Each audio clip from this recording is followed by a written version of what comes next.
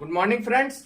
आज हम लोग क्लास 8 का विज्ञान देखेंगे। ठीक है, चैप्टर 19 है आपका। चैप्टर का नाम है वायु एवं जल प्रदूषण की समस्या। और अभी जानते हैं, अभी के युग में, आज के युग में सबसे ज्यादा अगर मान लीजिए दिक्कत हो रहा है तो ये जल और वायु प्रदूषण ही सबसे ज्यादा आम नागरिक को या आम जनता को कहिए दिक्कत दे रहा है। ठीक है, चलिए तो किताब के अनुसार हम लोग जानना शुरू करते हैं। आपको पता है जीवित रहने के लिए वायु और जल का होना क्या अति आवश्यक है। बिना वायु जल के आप जी सकते हैं? नहीं जी सकते हैं। तो जीने के लिए क्या जरूरी है? वायु और जल का होना। और पृथ्वी पर वायुमंडल में अधिक मात्रा में हवा पानी है, ये बात भी सही है। पृथ्वी के वायुमंडल में आप देखिएगा अधिक मात्रा में आपको हवा और पानी मिल जाएगा।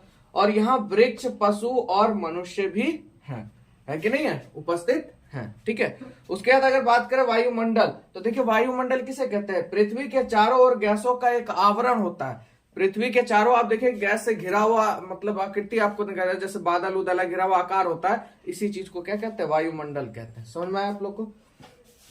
चलिए, अब वायुमंडल में देखिए कुछ जो वीवीआई आपके गैस हैं जो पाए जाते हैं उसके बारे में जान लेते हैं। यहां से आपके कुछ ऑब्जेक्टिव आ जाते हैं। जैसे नाइट्रोजन की बात करें तो इसका संकेत N2 होता है और इसका जो है प्रतिशत वायुमंडल में पाया जाता है तो 78.06। चलिए अगला गैस देखिए आप लोग, ऑक्सीजन, जिसका संकेत O2। और ये अगर बात करें वायुमंडल में कितना प्रतिशत है बाबू? 20.94%। कितना? 20.94%। कार्बन डाइऑक्साइड CO2 जो कि 0.03% है आपका। अन्य गैस में अगर बात करें बाबू तो देखिए आर्गन आ जाता है आपका AR, मीथेन आ जाता है CH4 और जलवाष्प यानी H2O आ जाता है। इस तीनों को मिला के जो आपका वायुमंडल में है ये कितना? 0.97%। ठीक है, यहां तक आपको दिक्कत? देखिए क्वेश्चन ज्यादातर ये आया है कि नाइट्रोजन की मात्रा कितनी है वायुमंडल में? 78.06 या कभी कभी एग्जाम में सिर्फ 78 दे देगा। ठीक है, 78 दे या 78.06 दोनों आपका सही होगा। ठीक है, तो यहां तक आप लोग समझ गए। आइए अब बात करते हैं वायु प्रदूषण की। सबसे पहले एक चीज जानिए, प्रदूषण का अर्थ क्या है बाबू? प्रदूषण का अर्थ क्या है? गंदगी। सीधा किससे मतलब है? गंदगी से मतलब है। ठीक है, प्रदूषण का अर्थ क्या है बाबू? सिर्फ गंदगी। ऑक्सीजन मानव जीवन के लिए प्रकृति की एक महत्वपूर्ण देन है। ऑक्सीजन जो दिया गया है वो मनुष्य जीवन यानी जिन जिनको मानव जीवन बना है उनके लिए महत्वपूर्ण देन है। किसका? प्रकृति का। ठीक है, चलिए, किंतु आधुनिक यांत्रिक युग में कल कारखानों की चिमनियों से निकलने वाली गैस है कि नहीं है, उससे गैस जो निकलती है, स्वचालित वाहनों में पेट्रोल एवं डीजल के दहन तथा मनुष्य के अन्य क्रियाकलापों के कारण बड़े बड़े नगरों के आसपास की वायु में क्या हो गया? धूलकण, धुआं और अनेक प्रकार की हानिकारक गैसें पर्याप्त मात्रा में उपस्थित होकर क्या कर रही है? उससे गंदा कर रही है। पहले का वातावरण देखिए बाबू और अभी का वातावरण देखिए।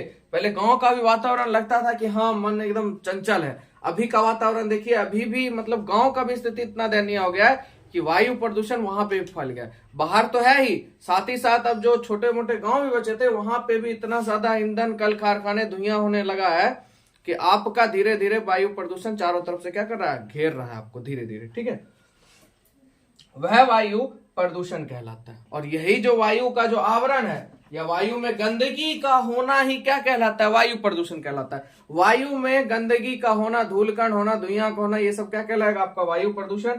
फलतः ऐसी वायु में सांस लेना भी आसान नहीं होता है।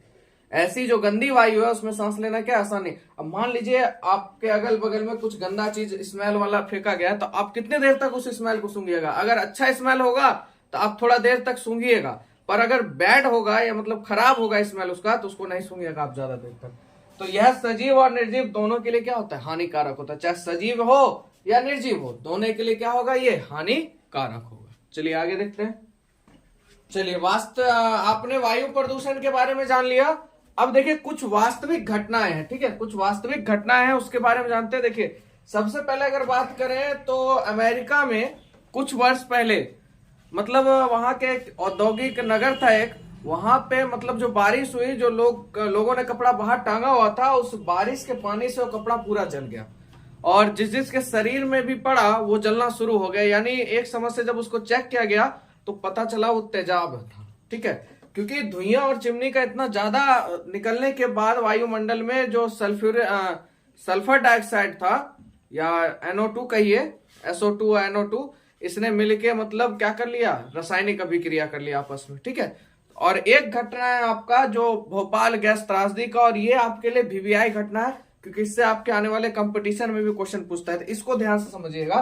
कहता है 2 और 3 दिसंबर 1984 में एक ऐसी दुर्घटना, कब हुआ था? 1984 में ऐसी दुर्घटना हुई मध्य प्रदेश के भोपाल में हुई थी। कहां में हुई थी? मध्य प्रदेश के कौन से इलाके में? भोपाल में हुई थी। ठीक है, भोपाल गैस कांड सारी दुनिया में औद्योगिक विकास के चेहरे पर गहरी काली पोत गया। मतलब ये जो कांड हुआ ना, इसने पूरी दुनिया को हिला के रख दिया। इतना जबरदस्त कांड हुआ था भोपाल गैस त्रासदी का। ठीक है, कीटनाशक दवा बनाने वाले यूनियन कार्बोडाइड फैक्ट्री से मिथाइल आइसोसाइनाइड नामक द्रव ताप बढ़ जाने से गैस बन गया। ठीक है, मिथाइल आइसोसाइनाइड का जो ताप था वो बढ़ गया, जिसके कारण ये गैस क्या हो गया? विस्फोट हो गया, है ना। और इसका रिसाव शुरू हो गया। यह गैस सांस के साथ फेफड़ों में गया। आदमी सांस लेता है, सांस के साथ ये क्या होने लगा? फेफड़ों में जाने लगा। फेफड़ों में पानी भर गया, सांस फूली और दम घुट गई, और हजारों लोग जिसके कारण मारे गए तथा हजारों अपंग हो गए। और आज भी कष्टदायक जीवन, जहां पे ये रिसाव हुआ था गैस का, जहां पे भोपाल गैस त्रासदी हुई थी, वहां के लोग अभी भी कष्टदायक जीवन जी रहे हैं। सोचिए कितना कष्ट में। यानी इससे क्वेश्चन क्या बनेगा? भोपाल गैस त्रासदी कब हुई थी? तो बाबू 1984, यहाँ पे ये खत्म। उसके बाद बोलेगा किस गैस का रिसाव हुआ था, या कौन सी गैस वहां से निकली थी? Methyl isocyanide. कौन सी थी? Methyl isocyanide, MIC। याद रखिएगा, ये बहुत बार आपके एग्जाम में आता है, मिथाइल आइसोसाइनाइड। ठीक है, MIC। चलिए यहां तक आप लोग को कोई दिक्कत नहीं, आगे बढ़ते हैं। अब बात करते हैं वायु प्रदूषित कैसे होता है, या वायु कैसे प्रदूषित होती है, इसके बारे में हम लोग जानते हैं। तो देखिए, वायु प्रदूषण पहले भी था, अभी तो है ही, साथ ही साथ इससे पहले भी था। कुछ बढ़ गया, है कि नहीं। तो प्रकृति एकदम स्वच्छ कभी नहीं रही, ये बात भी सही है। प्रकृति कभी स्वच्छ नहीं रही है। समय समय पर आंधी आती रहती है, जंगलों में आग लगती रहती है, ज्वालामुखी विस्फोट होते रहते हैं, है ना, जिससे विश्व भर में वायुमंडल में उलट फेर जो है होता रहता है, और अब भी हो रहा। यह प्रकृति की लीला है, किसी के बस में नहीं है, किसी का बाप का दम नहीं है जो इसको रोक सके। ठीक है, ये क्या कहलाते हैं? प्राकृतिक प्रदूषण कहलाते हैं। इस प्रकार का प्रदूषण क्या है? प्राकृतिक प्रदूषण है। अभी मान लीजिए आप ठीक ठाक है, एकाएक पता चला आंधी आ गया, तो क्या कर लीजिए? रोक पाइएगा? नहीं रोक पाइएगा। तो ये क्या है? प्राकृतिक प्रदूषण है। ऐसे प्रदूषण जो प्राकृतिक के द्वारा रचे हुए, जिसपे किसी का बस ना हो, वो आपके प्राकृतिक प्रदूषण कहलाएंगे। आगे बात करते हैं रासायनिक कारखानों, तेल शोधक संयंत्रों, उर्वरकों, सीमेंट, कागज, कांच इत्यादि के कारखानों में कई प्रकार के रसायन का उपयोग होता है। रसायनों का क्या होता है? पदार्थों का उपयोग किया जाता है। इनकी चिमनियों से निर्गत में, इनकी चिमनियों से कौन सी गैस में? Carbon monoxide. ठीक है, ये जितनी भी चिमनी है, कल कारखाने जो भी हैं, इनसे गैसें निकलती हैं जो कि बहुत हानिकारक है। कौन कौन सी गैसें निकलती है? तो आपकी कार्बन मोनोऑक्साइड, नाइट्रोजन के ऑक्साइड, सल्फर डाइऑक्साइड, धातु के साथ साथ धातु जो भी चीज है उसके महीन कण, कार्बन कण आदि प्रमुख है। ये सब प्रमुख गैसें हैं, प्रमुख चीजें हैं जो चिमनियों के धुएं से क्या होता है? बाहर निकलता है। ठीक है, आगे बात करते हैं जो वायु में फैलकर क्या करता है? वायु को प्रदूषित कर देता है। तो आप लोग समझ गए वायु प्रदूषित कैसे होता है। मजा आया आप लोग को? मजा आ रहा है तो प्लीज लाइक कीजिए, चैनल को फुल सपोर्ट दीजिए। आप लोग क्या शॉर्ट वीडियो में ज्यादा समय बिताते हैं, जिससे आपको जानकारी आएगी, उस चीज को आप थोड़ा कम देखते हैं लॉन्ग वीडियो, क्योंकि शॉर्ट में क्या उंगली ऐसे से जाता है। थोड़ा ध्यान दीजिए, आप ही लोग के लिए मेहनत है। ठीक है, चलिए आगे देखते हैं। चलिए देखिए आगे अगर बात करते हैं तो ईंधनों के, देखिए कार्बन युक्त जो ईंधन होता है, यानी ईंधनों के अपूर्ण दहन से क्या होता है? कार्बन मोनोऑक्साइड बनता है। अब ईंधन को आप सही तरह से जलाइएगा नहीं तो कौन सा गैस बनेगा? Carbon monoxide. और जो वायु को क्या कर देता है? प्रदूषित कर देता है। कार्बन मोनोऑक्साइड कैसी गैस है? आपकी एक विषैली गैस, ही जान लीजिए। ठीक है, और जो श्वसन क्रिया के द्वारा यह शरीर में रक्त के हीमोग्लोबिन के साथ संयोग कर कार्बोक्सी हीमोग्लोबिन बनाता है। अब मान लीजिए जो कार्बन युक्त आपका गैस है, कार्बन मोनोऑक्साइड निकला, अब वो शरीर के अंदर क्या पाया जाता है? हीमोग्लोबिन, उसके साथ ये क्या करता है? संयोग कर लेता है। अब कार्बन जो है, कार्बन मोनोऑक्साइड आपका संयोग कर लिया किसके साथ? हीमोग्लोबिन के साथ। क्या बनेगा? Carboxy haemoglobin. ये क्या करेगा? खून के संचार को कम कर देगा। तो खून के संचार को कम करेगा तो श्वसन क्रिया क्या होगी? दिक्कत होगी। सांस लेने में क्या होगी? दिक्कत होगी। और सांस लेने में दिक्कत होगी तो जिससे क्या हो सकता है? दम्मा, घुटन, तो जिसके कारण व्यक्ति की मृत्यु भी हो सकती है। ठीक है, आगे बात करते हैं। एक अन्य गैस भी है जो मानव निर्मित है, जो मानव निर्मित के द्वारा बनाया गया है, जिसको हम लोग क्या कहते हैं, क्लोरोफ्लोरोकार्बन। क्या कहते हैं, क्लोरोफ्लोरोकार्बन, जिसे शॉर्ट में कहते हैं बाबू CFC कहा जाता है। ठीक है, ये अत्यधिक स्थायी, आज्वलनशील और हानि रहित पदार्थ है। ठीक है, CFC आपका कैसा है, अत्यधिक स्थायी, ज्यादा दिन तक रहने के वाला है, अज्वलनशील है, ज्वलन नहीं है इसके अंदर, ज्वाला नहीं होगा, हानि रहित है, इससे हानि नहीं है। बट इनका उपयोग किसमें होता है आपका, रेफ्रिजरेटर, एयर कंडीशन तथा एरोसेल फुआरों में होता है। कहां कहां होता है आपका CFC का उपयोग? अगर आप लोग CFC का उपयोग देखिएगा तो आपका रेफ्रिजरेटर में सबसे ज्यादा इसका उपयोग होता है, उसके बाद एयर कंडीशनर तथा एरोसोल फुआरों में इसका उपयोग होता है। सूर्य की पराबैंगनी किरणें CFC को तोड़कर, अब देखिए यहां पे क्या हो गया, सूर्य की किरण जैसी CFC पड़ेगी तो CFC क्या होगा। अब मान लीजिए ये इतना सारा चीज अभी गर्मी के मौसम में एयर कंडीशनर का यूज और रेफ्रिजरेटर का यूज क्या होता है, ज्यादा होता है। तो ये क्या करते हैं, वायुमंडल में धीरे धीरे अपना जगह बना लेते हैं। तो जगह बनाते हैं ना, तो जैसे ही सूरज की पराबैंगनी किरणें इस पे पड़ेगी ना, ये टूट जाएंगे। ठीक है, तो सूरज की पराबैंगनी किरण CFC को तोड़कर क्या बना देगा, क्लोरीन बना देगा। और एक चीज जान लीजिए, क्लोरीन का एक परमाणु 1,00,000 ओजोन को नष्ट कर देगा। क्लोरीन का एक परमाणु 1000, है ना, 1000 कहां गया, 1,00,000, सॉरी 1000 बोल रहा था मैं, 1,00,000 ओजोन को नष्ट कर देता है, जिससे ओजोन के आवरण में क्या हो जाएगा, छिद्र हो जाएगा। तो CFC अगर बात कहा जाए कि ओजोन के लिए सबसे ज्यादा उत्तरदायी कौन सा गैस है आपका, तो CFC गैस है। यहां से भी आपका क्वेश्चन टैग हो गया। चलिए आगे बात करते हैं। ओजोन जो है आपका ऑक्सीजन का ही एक रूप है। ओजोन जो परत आप लोग कहते हैं वो किसका रूप है, ऑक्सीजन का ही एक रूप है। ऑक्सीजन के 3 अणु से ओजोन बनता है, यानी अगर इसको कहिए तो O3, ये ही आपका ओजोन का आणविक सूत्र हो जाता है। ठीक है, ऑक्सीजन के कितने अणु से होता है, 3 अणु से। आगे बात करते हैं, ओजोन की क्षति से पराबैंगनी किरणों में सीधे पृथ्वी पर वृद्धि होगी। अब ओजोन की क्षति होगी तो जो सूर्य से 3 किरणें निकलती है, ये चीज जान लीजिए, visible rays, invisible rays, ultra violet rays. ठीक है, 2 किरणें तो आ रही है हमारे पास, विजिबल रेस और इनविजिबल रेस। अब अल्ट्रा वायलेट को ही पराबैंगनी कहते हैं। अगर ये सीधे पृथ्वी पे आएगी तो इतना जान लीजिए कि त्वचा को एकदम तहस नहस कर देगी, आदमी के शरीर को जहां तहां कर देगी। ठीक है, तो अगर सीधे आ जाए तो जिससे चमड़ी का क्या होगा, कैंसर होगा, और इससे क्या होगा, संक्रामक रोग होगा, मोतियाबिंद मरीजों की संख्या क्या होगी, बढ़ेगी, क्योंकि इसका पावर जो है इतना न तीक्ष्ण है सूर्य की पराबैंगनी किरण का, जिसका वर्णन नहीं है। ठीक है, तो CFC का उपयोग आप लोग मतलब हम लोग को कम करना चाहिए, जिससे हमारा ओजोन परत क्या रहे, सुरक्षित रहे। इसके लिए बहुत सारे ढंग से नियम कानून भी लागू किए गए, जो आपके आगे क्लास में इस सब चीज के बारे में आप लोग जानिएगा। आगे देखिए, वायुमंडल में इन ढेर सारी गैसों के अलावा ऐसे ठोस पदार्थ भी होते हैं। अब क्या वायुमंडल में सिर्फ गैस ही है, ऐसा नहीं है। वायुमंडल में गैस के साथ साथ आपकी कुछ ठोस पदार्थ भी पाई जाती है। ठीक है, जो इन गैसों में मिलकर तैरती रहती है। इन गैसों के साथ वो क्या होती है, तैरती रहती है, जिसे क्या कहते हैं बाबू, कणिकाएं। छोटे छोटे कण क्या कहलाते हैं, कणिकाएं कहलाते हैं। समझ में? इन कणिकाओं का व्यास कितना होता है, 0.02 से लेके 100 माइक्रोमीटर तक रहता है। ठीक है, और ये अत्यधिक समय तक वायु में निलंबित रहने से दृढ़ता को घटा देते हैं, है ना, और धुंध पैदा करते हैं। ज्यादा देर तक वायु में रहेगा तो ये क्या करेगा, धुंध पैदा कर देगा। क्या चीज, कणिकाएं। समझ में आया आप लोग को? चलिए अगला टॉपिक है हमारा अम्ल वर्षा। अब अम्ल वर्षा की अगर बात करें तो इसमें सबसे आपका अगर हानि हुआ है अम्ल वर्षा से, तो जानते होंगे ताजमहल का हानि हुआ है। आपको पता, ताजमहल एक विशाल भव्य इमारत है ना, और सफेदी जबरदस्त थी, पर अम्ल वर्षा के कारण इसकी सफेदी क्या हो गई, खत्म हो रही है कि नहीं हो रही है। आगरा से जान लीजिए, आगरा से 40 किलोमीटर दूरी पर मथुरा का तेल शोधक कारखाना, 40 किलोमीटर आगे, जो प्रतिदिन 25 से 30 टन सल्फर डाइऑक्साइड वायुमंडल को देता है। बताइए, 25 से 30 टन प्रतिदिन, यानी रोज का 25 से 30 टन वायुमंडल को क्या दे रहा है, सल्फर डाइऑक्साइड दे रहा है। चलिए इसके बाद और आगे देख लेते हैं। इसी कारण से क्या हुआ, आगरा के वायुमंडल में O2 की जो मात्रा है वो क्या हो रही है, बढ़ रही है, यानी सल्फर डाइऑक्साइड की मात्रा क्या हो रही है, वहां पे बढ़ रही है।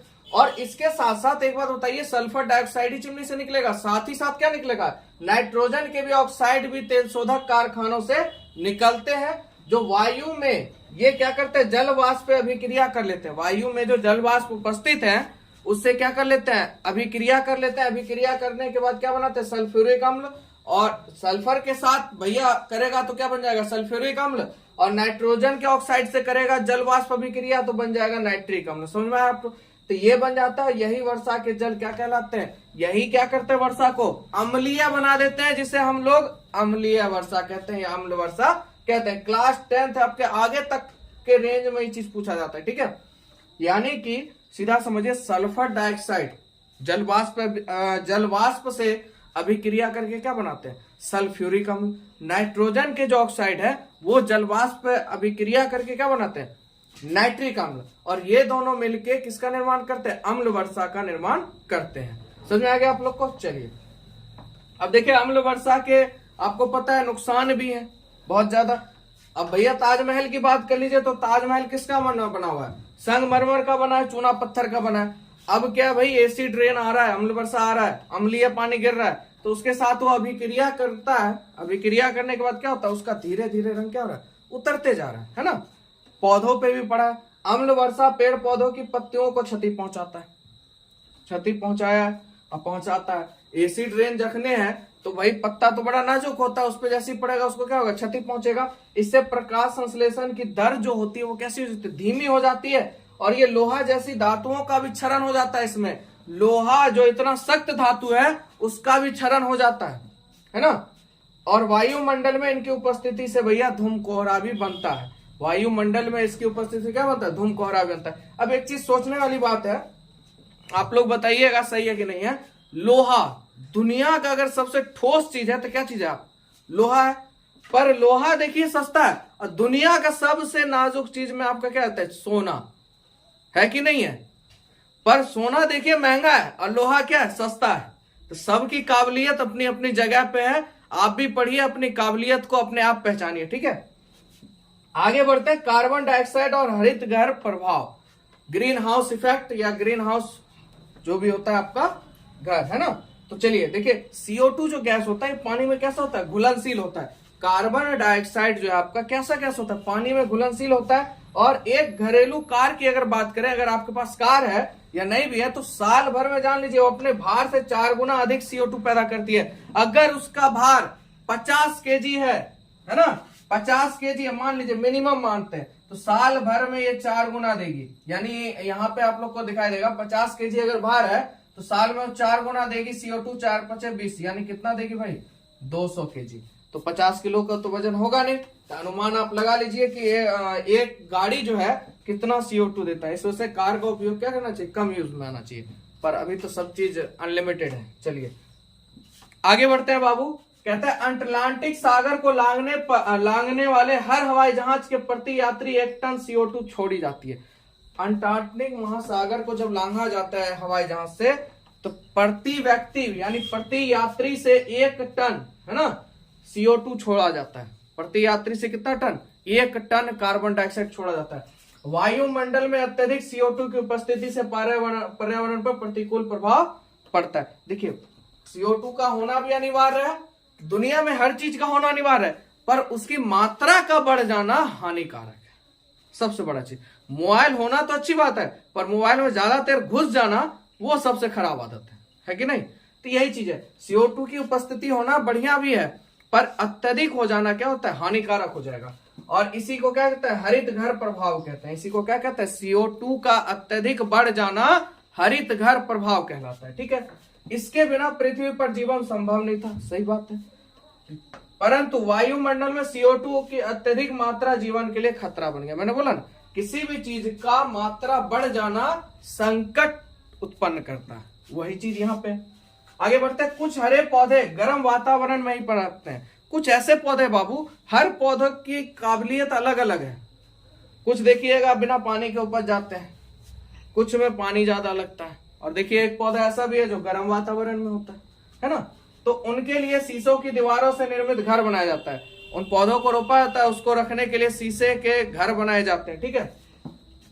और जिसे हरित ग्रह या पौधा घर कहते हैं, जिसे क्या कहते हैं, हरित ग्रह या पौधा ग्रह कहते हैं। अब इसमें क्या होता है, ये सूरज की जो किरणें आती हैं, है ना, विकिरण होके वहां पे उसको CO2 का निर्माण कर देते हैं, ठीक है। तो जिससे वहां का जो तापमान क्या होता है, बढ़ जाता है, तो पौधे गर्म वातावरण में जन्म लेते हैं। तो भैया गर्मी आ गया तो पौधा अपने आप जन्मना शुरू हो जाएगा। वायुमंडल में CO2 की अधिकता के कारण पौधागर प्रभाव अधिक उत्पन्न होता है। CO2 के कारण पौधागर क्या होगा, अत्यधिक प्रभावित होगा कि नहीं होगा, जिससे पृथ्वी की सतह क्या हो जाएगी, अत्यधिक गर्म हो जाएगी। अब भाई CO2 कैसी गैस है आपकी, होती है ठंडी गैस। आप जाइएगा बैंक वैंक में, आग बुझाने के लिए CO2 का ही प्रयोग किया जाता है। पर यहाँ पर क्या हो रहा है, जिससे पृथ्वी की सतह अत्यधिक मात्रा में हो जाएगी तो क्या होगा, पृथ्वी की सतह क्या हो जाएगी, गर्म हो जाएगी और हानिकारक प्रभाव उत्पन्न होगा। जिससे क्या होगा भाई, हानिकारक प्रभाव उत्पन्न होगा। और पौधागर प्रभाव के कारण पर्यावरण पर निम्नलिखित प्रभाव पड़ने की संभावना है। और जिसके कारण जान लीजिए पौधागर पर, पर्यावरण पर इनका जो प्रभाव है कुछ निम्नलिखित है, जिसको मैं बताता हूं आपको, ठीक है। जो संभावना है उसको हम लोग देखते हैं। सबसे पहले अगर बात करें तो देखिए, जलवायु में जो होता है अवांछनीय परिवर्तन से सभी जीव क्या होंगे, प्रभावित होंगे। सही बात है, एकाएक जलवायु का जो वातावरण है वो ठीक है, एकाएक उसमें परिवर्तन होगा तो क्या होगा, वहां रहने वाले जो भी सभी जीव हैं वहां क्या होंगे, उससे प्रभावित होंगे। उसके बाद देखिए, ताप बढ़ने से, अगर पृथ्वी पे ताप बढ़ेगा तो क्या होगा, जो हिमालय पर्वत है, आसपास पर्वत के पहाड़ है, बर्फ के पहाड़, वो क्या होंगे, पिघलना शुरू करेंगे। और अगर पिघलना शुरू करेंगे तो आपको पता है पिघलेंगे तो किसमें बदलेंगे, पानी में। और पानी कहाँ जाएगा, समुद्र में। तो समुद्र तल का जो पानी का सतह वो क्या होगा, बढ़ेगा। समुद्र तल पानी का सतह बढ़ेगा और आसपास में जो लोग होंगे, तट पे जो बसे होंगे, वो क्या होंगे, डूब जाएंगे। तो इससे भी आपको नुकसान है। उसके बाद अत्यधिक गर्मी से फसल को हानि होगी। अगर ज्यादा गर्मी हो जाएगी तो क्या होगी, फसल को हानि होगी, ठीक है, जिससे कृषि उत्पादन में भारी क्षति होगी। सही बात है, किसान को क्या होगा, क्षति होगा, कृषि भी सही से नहीं हो पाएगा। और वैज्ञानिकों का देखिए अनुमान है 2030 तक के तापमान में 2 डिग्री सेल्सियस की वृद्धि हो सकती है। यानी 2030 जाते जाते तापमान में बताया जा रहा है कि 2 डिग्री सेल्सियस की क्या हो सकती है, वृद्धि हो सकती है। चलिए आगे है वायु प्रदूषण रोकने के उपाय। अब इसका उपाय आप लोग क्या क्या कर सकते हैं, आप अपने मन से निकालिए। वायु प्रदूषण को आप कैसे रोकिएगा, स्मोकिंग को बंद कीजिएगा, धुइयां, है ना, सिगरेट बीड़ी ये सब बंद कर सकते हैं आप लोग। ईंधन रहित चूल्हा यूज कर लीजिए, है ना। तो देखिए यहाँ पे बात हो रहा है ईंधन रहित वाहन चलाने से।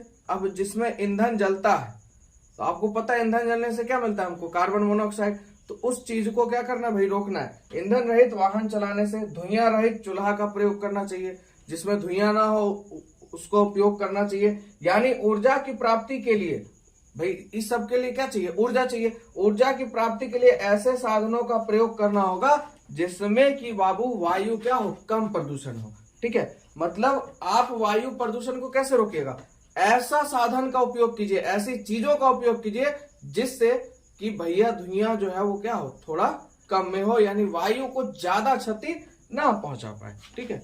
आगे बात करते हैं वायु प्रदूषण रोकने या उसे कम करने में वृक्षों का, ठीक है, वृक्षों का बहुत बड़ा हाथ है। सही बात है, अगर मान लीजिए पूरे पृथ्वी पर सबसे ज्यादा अगर मान लीजिए प्रकृति का देन है सबसे बड़ा, तो वृक्ष ही है। हर चीज आपको उसी से मिल रहा है कि नहीं, शुद्ध वातावरण, शांत वातावरण, ये सब आपको वृक्ष से ही मिल रहा है। तो कहने का मतलब वायु प्रदूषण रोकने या उसे कम करने में अगर सबसे ज्यादा बड़ा हाथ है तो किसका है, वृक्ष का है आपका, ठीक है, किसका है, वृक्षों का है। और 1 हेक्टेयर में लगे पेड़, ध्यान समझिएगा, 1 हेक्टेयर में लगे पेड़ साल भर में 3 टन CO2 ग्रहण करते हैं। यानी 1 हेक्टेयर में अगर पेड़ लगे हुए हैं तो ये जान लीजिए कि भैया 3 टन CO2 ग्रहण करेंगे। 3 टन क्या करेंगे, CO2 वो ग्रहण करेंगे और 2 टन ऑक्सीजन आपको देंगे। तो इससे बढ़िया मशीन कौन सा होगा, सो बताइए। 3 टन CO2 वो खुद ले रहे हैं और आपको 2 टन वापस भी दे रहे हैं। जहरीली गैस वो खुद रख रहे हैं, आपको स्वच्छ मतलब स्वच्छ गैस आपको दे रहे हैं, स्वच्छ वायु और स्वच्छ वातावरण आपको दे रहे हैं, ठीक है। अतः बड़ी संख्या में लगे पेड़ वायुमंडल की CO2 उपयोग करके पौधाघर प्रभाव को कम करने में सहायक होते। सही बात है, आपका जो है भारी संख्या में अगर पेड़ लगे रहेंगे तो वायुमंडल का जो CO2 है उससे तो कम होगा और साथ ही साथ पौधाघर प्रभाव भी आपका क्या होगा, कम हो जाएगा, ठीक है। चलिए आगे बात करते हैं अब जल प्रदूषण की। तो जल के बारे में 2-3 चीज जान लीजिए आप लोग जो आपके लिए ज्यादा इंपॉर्टेंट है। जल एक विलक्षण पदार्थ है। जल कैसा पदार्थ है बाबू? विलक्षण पदार्थ है। और जल का सूत्र क्या होता है? H2O होता है। अनुभार कितना होता है बाबू? 18 ग्राम। और घनत्व कितना होता है? 1 ग्राम घन सेंटीमीटर। गलनांक 0 डिग्री सेल्सियस पे गलनांक है इसका। और क्वथनांक कितना? 100 डिग्री सेल्सियस। बात करें गुण की तो सर्वोत्तम विलायक भाई सभी में मिल सकता है ना, सभी को वह घुलने की क्षमता होती है। ठीक है, चलिए आगे देखते हैं हम लोग। आगे की बात करते हैं। आगे है जल कैसे प्रदूषित होता है, इसके बारे में हम लोग जानते हैं। तो सबसे पहले आपको पता है जल क्या है आपका? जल ही क्या है? जीवन है। इसके बिना मान लीजिए वायु और जल दो ऐसा चीज है जिसके बिना आप धरती पे जीवन यापन नहीं कर सकते। तो इसीलिए सबसे मुख्य कारण है इस स्टेंजा का, जल ही क्या आपका जीवन है। पेयजल में क्या आता है? पेयजल यानी पीने वाले जल में कैसा जल होना चाहिए? ताजा तथा मीठा जल ही क्या कहलाता है आपका? पेयजल कहलाता है। ठीक है, अब आपको पता है जल की आवश्यकता को पूरा करने के लिए मनुष्य शुरू से ही नदियों के किनारे निवास करता है। ये बात तो सही है। शुरू से ही मानव को आपने देखा नदी के किनारे, क्योंकि उसको जल की पूर्ति हो सके। आज भी गंगा नदी के किनारे देश की 1/3 जनसंख्या क्या करती है? निवास करती है अभी भी। और चलिए आगे बात करते हैं अब जल का उपयोग। तो जल का उपयोग आपको पता बहुत से साधनों में होता है। तो कुछ मेन साधन आपको पता होगा, पीने तथा घरेलू कार्य में। बर्तन धोना, कपड़ा धोना सब घरेलू कार्य में आ जाता है ना। पीने का तो मेन काम है तथा घरेलू कार्य में। उसके बाद क्या है? खेतों की सिंचाई में तथा नौका चालन में भी इसका उपयोग होता है। साथ ही साथ आपका उद्योग में। ठीक है, आगे बढ़ते हैं। पृथ्वी की सतह पर 70% जल है। पूरे पृथ्वी को आप देखिएगा तो 70% आपका जल से घिरा हुआ भाग है। शेष भूमि में आ जाता है ना। जो पीने के आपको पता है अधिकांश भाग जो है सागर में, ज्यादातर भाग जो है आपका पानी का किसमें? आपको सागर मिल जाएगा। जो पीने के योग्य है नहीं है। क्यों? क्योंकि वह कैसा है? खारा है। खारा पानी हम लोग नहीं पी सकते। केवल 2.8% जल ही ताजा जल है, जिसे आप पेयजल कहते हैं। मात्र 2.8% ही आपका ताजा तथा पेयजल है, यानी पीने योग्य जल है, जिसमें 2.2% पृथ्वी की सतह पे है।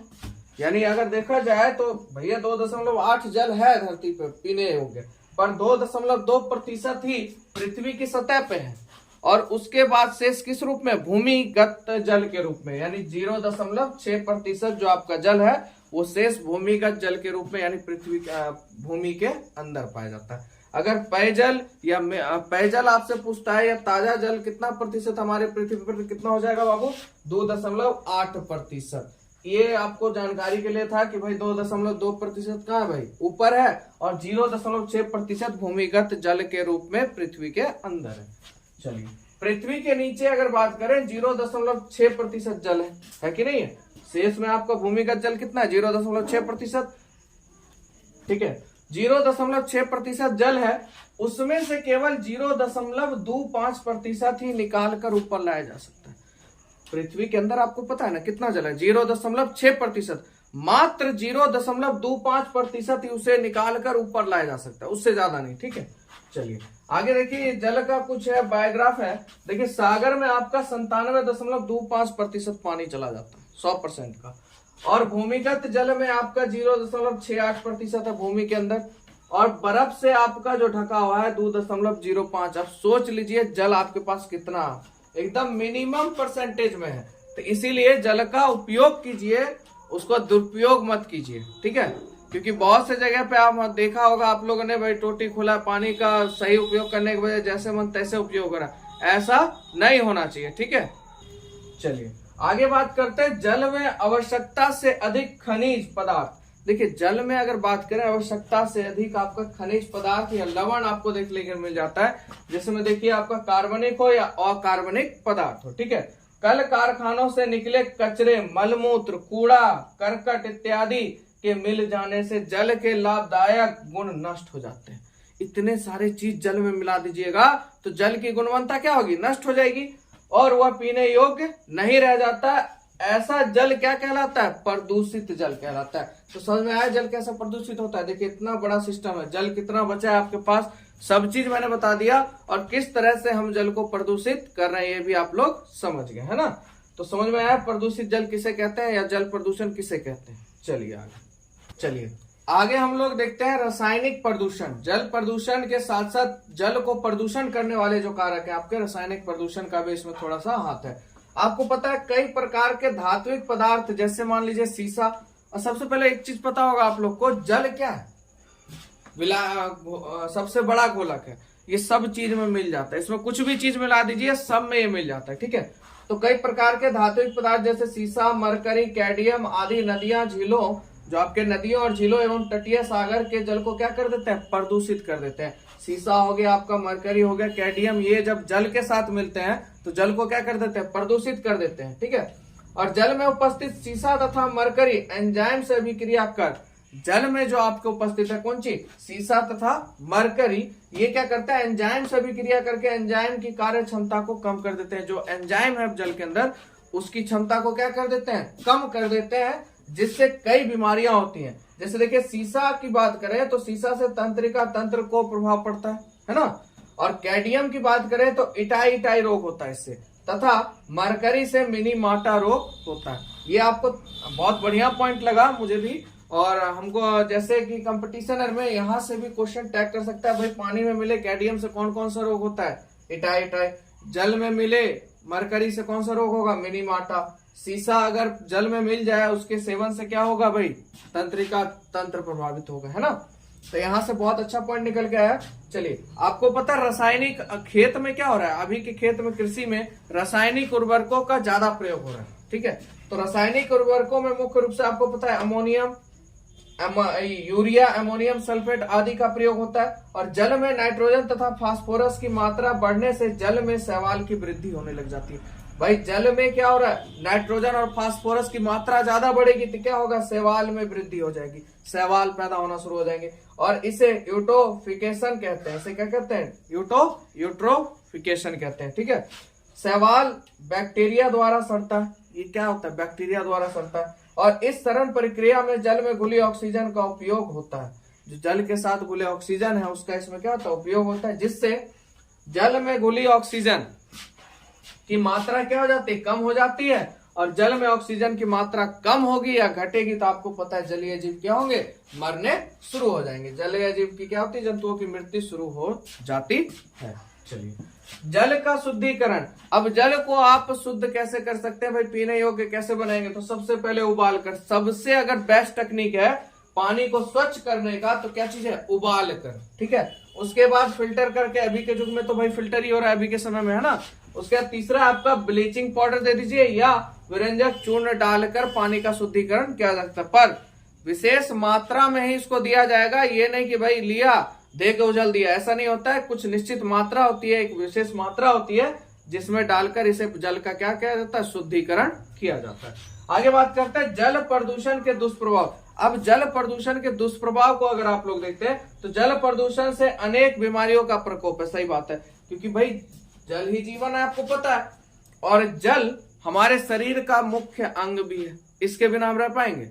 अंग मतलब क्या, मतलब जैसे खाना पीना हो गया, जैसे हाथ उठ नहीं समझे, हाथ उठ जो आपका हो गया, आंख हो गया, इसी की तरह एक अंग ही है जल, क्योंकि जल ही जीवन है, ठीक है। तो इसके भी अगर आप प्रदूषित जल पीते हैं तो आप अनेक बीमारी से क्या हो सकते हैं, ग्रसित हो सकते हैं। जैसे में आपका हैजा हो गया, टाइफाइड हो गया, पीलिया हो गया, अतिसार इत्यादि। और जल प्रदूषण के कारण जल में ऑक्सीजन की कमी हो जाती है, जिससे जलीय जीव भी मरने लगते हैं। चलिए आगे आपका जल प्रदूषण रोकने के उपाय। अब भाई जल आपने तो प्रदूषित कर ही दिया, अब इसके रोकने के उपाय पे हम लोग बात करते हैं। तो देखिए ऐसा जन जागरूकता अभियान चलाना चाहिए, चलाया जाए। ऐसा जन क्या आपका जागरूकता अभियान जिसमें जागरूक लोग हों, जिससे गांव एवं शहरों की नालियों के गंदे जल को तालाब नदियों में ना गिरने दिया जाए। जो गंदे पानी है उसको तालाब नदियों में ना गिरने दिया जाए। ऐसे जल को शुद्ध करने के बाद ही तालाबों या नदियों में गिरने दिया जाए। और खाद्य पदार्थों के कचरे जो हैं, आपके कागज के टुकड़े, प्लास्टिक के थैले एवं उससे बनी चीजें, सड़क के कूड़ा करकट को तालाबों या नदियों में, इन सब चीजों को नहीं फेंकना चाहिए। और इन नदी और तालाबों के नजदीक मलमूत्र नहीं त्यागना चाहिए। तालाबों और नदियों के बीच में मलमूत्र नहीं त्यागना चाहिए। झीलों या नदियों के जल से शुद्ध करने के लिए शैवालों का प्रयोग करना चाहिए। इससे हम जल प्रदूषण को रोक सकते हैं। तो आपको कैसा लगा वीडियो? मजा आया पूरा चैप्टर पढ़ के? तो पूरा चैप्टर आपका खत्म हो गया। अगर बढ़िया लगा तो आप लोग जबरदस्त लाइक ठोक दिया कीजिए और दोस्तों में बिंदास होकर शेयर कीजिए। ठीक है, मिलेंगे आप लोग से नेक्स्ट वीडियो में। आज के लिए इतना।